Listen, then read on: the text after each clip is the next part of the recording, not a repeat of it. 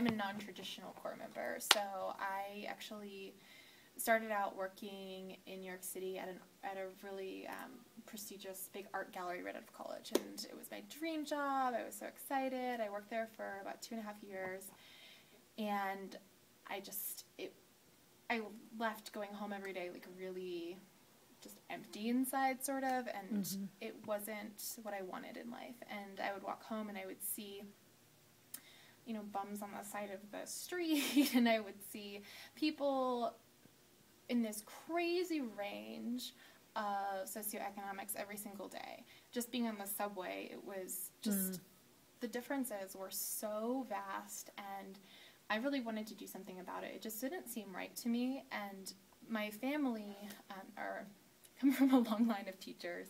Back to my great-grandmother, everyone has been a teacher in my family. And, you know, growing up, education was really valued, and the more and more I thought about it, the more and more I came to realize that, like, education is the way to change that. And while I was in college, I was a journalism major, and I had done some pieces on Teacher America. I was assigned to the education beat just haphazardly in one of my classes, and I had gotten really interested in Teach for America. And so the more and more I kind of put the pieces together, I realized, well, I want to go into teaching. I want to go into teaching because for more of a, like, a social justice reason, and this is how I want to do it. I want to work with an organization that's really aligned to how I am thinking and believes in the core values that I believe in. And so that's how I went to apply for Teach for America. You know, there will be rough days. There are days that, you know, you go home and you're like, I don't know how I can do this again tomorrow.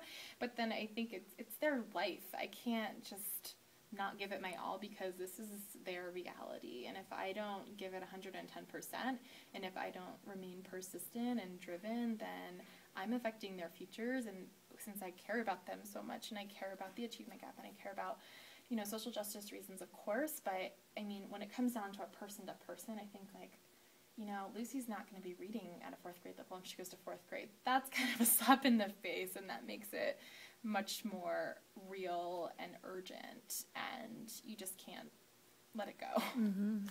Absolutely. So speaking of your students, what have they accomplished so far this year that you're most proud of? I think last year I was really focused on data. And this year, I am focused on data. I mean, my students have made awesome growth. They've made, on average, you know, 1.5 to 2 years worth of growth in math already, and it's not the end of the year. Almost every single one of my kids is on grade level and reading now.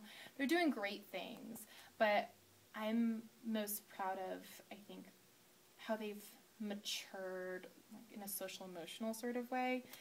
It's more of a community. When I first came in, this class is, like, notorious in our school district, this like grade level of students.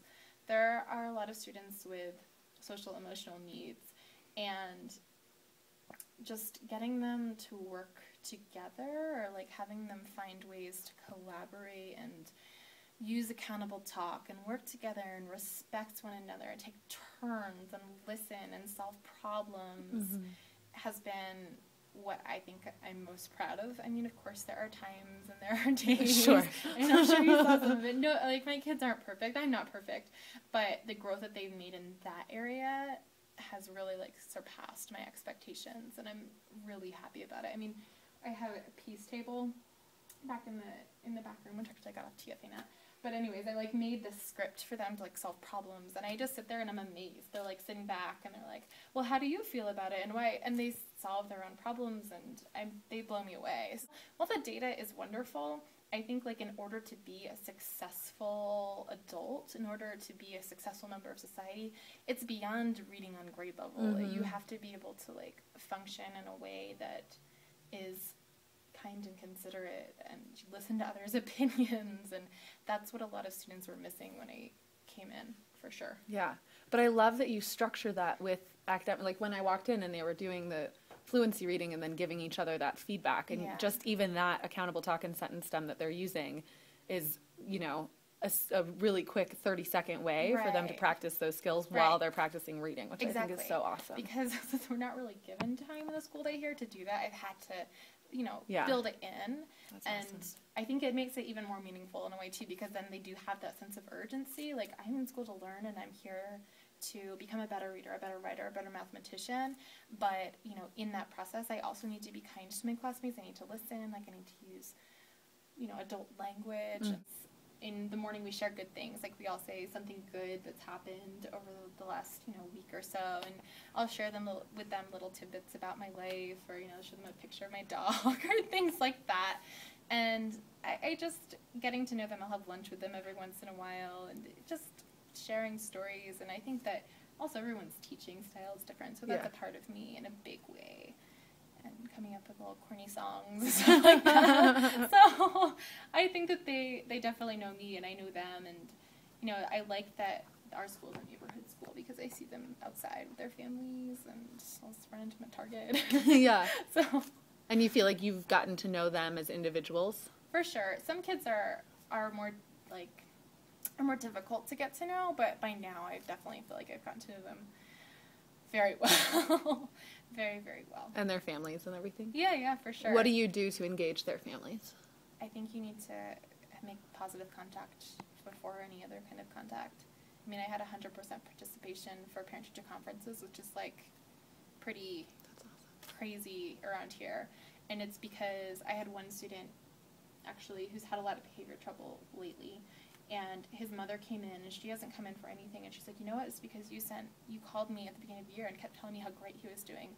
And now that he's struggling behaviorally a little bit, she was much more willing to engage and talk about it, because she knew I wasn't out to, say that her son was like this or that, you know.